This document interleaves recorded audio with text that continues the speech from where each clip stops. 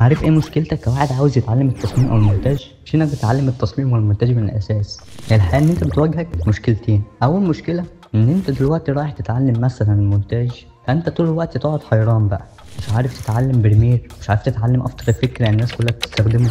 دي اول مشكله، وحلها بقى ان انت تحط هدفك على سوفت وير واحد او برنامج واحد. زي ايه مثلا؟ انا هتعلم الموشن جرافيكس، فانا محتاج بالظبط الستريتور وافتر افكت كبدايه بس. فانا قبل ما اتطرق لاي حاجه في الفوتوشوب، حتى الاساسيات، انا هدخل على طول على الافتر افكت، اتعلم اساسياته، اطبق كتير قوي على الحاجات اللي انا اتعلمتها، بعد كده ادخل على الاستريتور اشوف انا محتاج منه ايه بالظبط واتعلمه. بالنسبه للمشكله الثانيه هي التطبيق بقى على الحاجات اللي انت بتتعلمها حاليا. انت دلوقتي بدات اهو، قلت انا هتعلم مونتاج مثلا وهتعلم بريمير برو.